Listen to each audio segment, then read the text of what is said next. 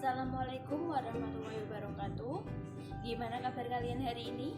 Semoga baik-baik saja ya. Nah, untuk pertemuan kali ini kita akan belajar mengenai fluida. Fluida sendiri dibagi menjadi dua, yaitu fluida statis dan fluida dinamis. Pada pertemuan kali ini kita akan belajar mengenai fluida statis. Untuk fluida yang akan kita pelajari kali ini yaitu mengenai fluida statis. Sebelumnya, Ibu akan membacakan standar kompetensi, kompetensi dasar, serta tujuan pembelajaran kita kali ini. Untuk standar kompetensi, menerapkan konsep dan prinsip mekanika klasik sistem kontinu dalam menyelesaikan masalah. Untuk kompetensi dasarnya, menganalisis hukum-hukum yang berhubungan dengan fluida statis dan dinamis, serta penerapannya dalam kehidupan sehari-hari.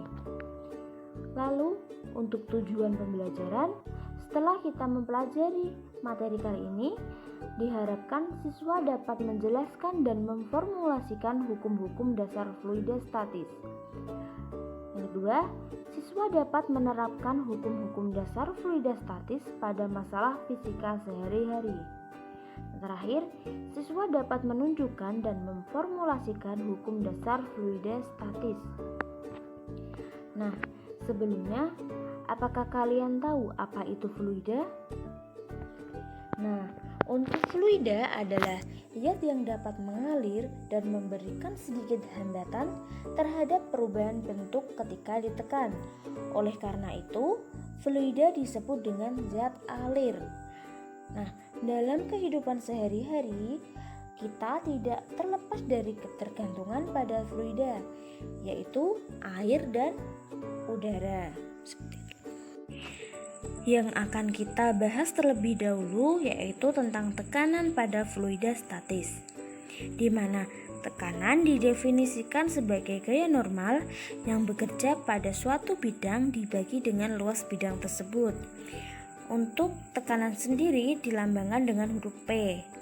Rumus tekanan yaitu P sama dengan F per A, di mana P merupakan tekanan dengan satuan Newton per meter persegi, F merupakan gaya yang bekerja dengan satuan Newton, dan A merupakan luas penampang dengan satuan meter persegi.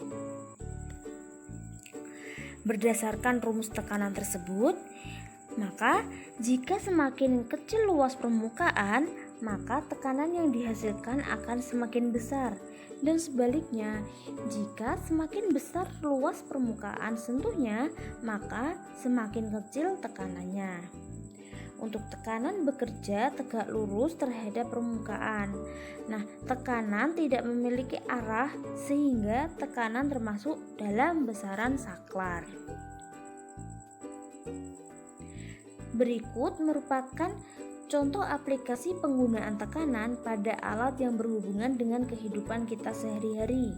Yang pertama, ada seseorang yang memegang paku. Yang kedua, ada seorang anak perempuan penari es. Dan yang ketiga, ada sebuah pisau. Nah, lalu apa hubungannya gambar tersebut dengan tekanan? Mari kita bahas bersama-sama. Pada gambar pertama, tadi ada seseorang yang memegang paku, di mana pada ujung paku itu dibuat runcing supaya luas permukaan paku tersebut kecil sehingga menghasilkan tekanan yang besar.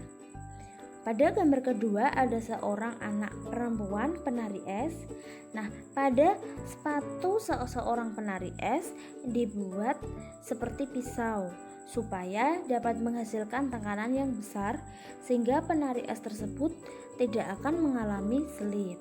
Pada gambar terakhir ada sebuah pisau. Nah, pada bagian yang digunakan untuk memotong itu dibuat tipis supaya luas permukaan pisau tersebut adalah kecil. Nah, sehingga pisau tersebut memiliki tekanan yang besar dan dapat digunakan untuk memotong benda. Selanjutnya adalah tekanan hidrostatis. Tekanan hidrostatis merupakan tekanan yang dialami oleh zat cair. Nah, Pada tekanan hidrostatis, gaya gravitasi ini menyebabkan zat cair dalam suatu wadah selalu tertarik ke bawah. Makin tinggi zat cair dalam wadah, makin berat zat cair itu, sehingga makin besar tekanannya. Nah, tekanan zat cair yang hanya disebabkan oleh beratnya sendiri disebut dengan tekanan hidrostatis dan dirumuskan dengan P sama dengan Rho G H, di mana P merupakan tekanan, Rho merupakan massa jenis, G merupakan gravitasi, dan H merupakan tinggi cairan. Selanjutnya ada hukum Archimedes. Nah, bunyi hukum Archimedes yaitu gaya apung yang bekerja pada suatu benda yang dicelupkan sebagian atau seluruhnya ke dalam zat fluida sama dengan berat fluida yang dipindahkan oleh benda tersebut. Hukum Archimedes berlaku untuk semua fluida, yaitu zat cair dan gas. Untuk rumus hukum Archimedes yaitu F sama dengan Rho V kali G, di mana F merupakan gaya ke atas dengan satuan Newton, Rho merupakan massa jenis fluida dengan satuan kilogram per meter kubik,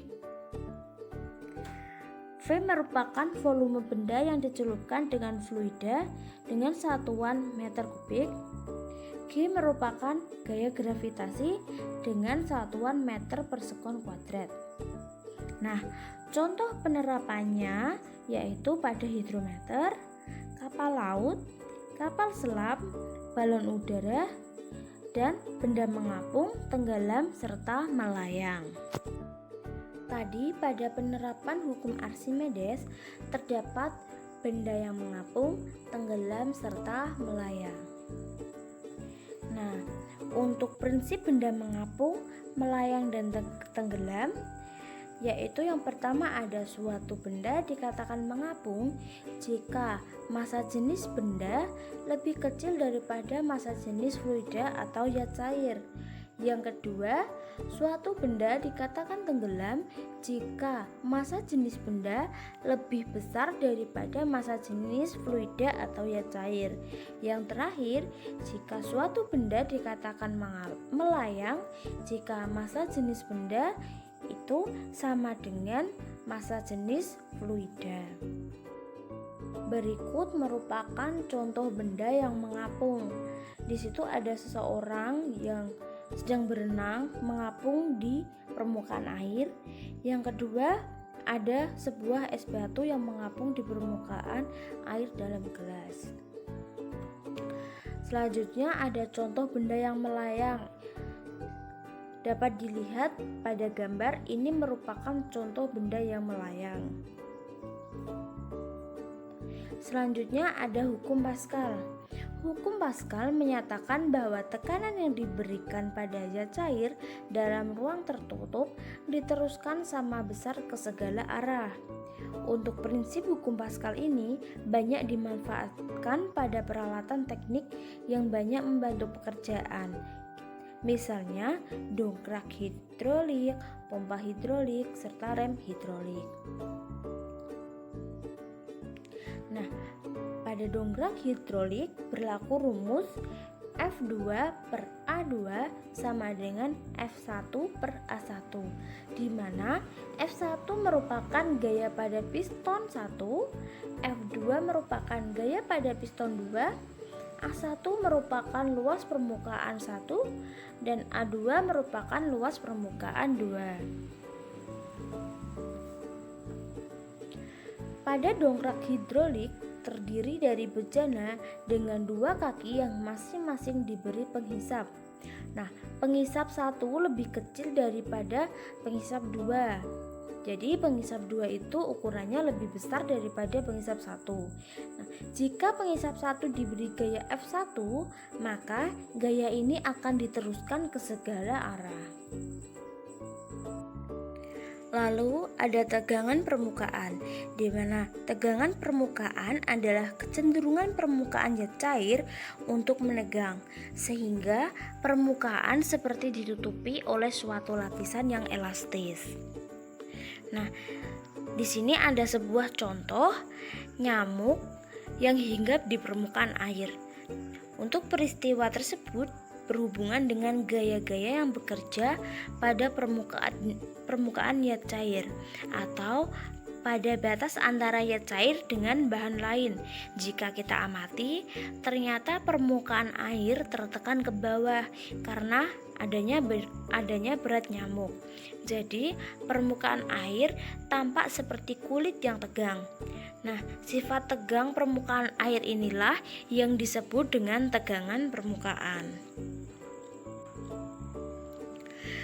Tegangan permukaan timbul karena gaya tarik-menarik molekul zat cair yang sejajar permukaan. Untuk rumusnya sendiri, yaitu gamma sama dengan F per L, dengan gamma merupakan tegangan permukaan dengan satuan Newton per meter, F merupakan gaya pada permukaan zat cair dengan satuan Newton, dan L merupakan panjang permukaan. Selanjutnya ada kapilaritas. Kapilaritas adalah peristiwa naik atau turunnya permukaan zat cair pada pipa kapiler. Untuk rumus kapilaritas yaitu H sama dengan 2 kali gamma cos theta per rho G kali R, di mana H merupakan kenaikan atau penurunan zat cair dengan satuan meter, gamma merupakan tegangan permukaan dengan satuan Newton per meter, G merupakan percepatan gravitasi dengan satuan meter per sekon kuadrat, dan R merupakan jari-jari alas tabung atau pipa dengan satuan meter. Lalu ada viskositas. Viskositas merupakan ukuran kekentalan zat cair atau gesekan dalam zat cair. Gaya gesek dalam zat cair tergantung pada koefisien viskositas, kecepatan relatif benda terhadap zat cair, serta ukuran dan bentuk geometris benda. Untuk benda yang berbentuk bola dengan jari-jari R, gaya gesek zat cair dirumuskan sebagai F sama dengan 6 kali Pi kali eta kali R kali V. Bagaimana anak-anak? Apakah kalian sudah paham mengenai materi fluida yang telah Ibu sampaikan? Jika ada pertanyaan, silakan berkomentar di Google Classroom. Kesimpulan pembelajaran kali ini adalah fluida merupakan zat yang dapat mengalir.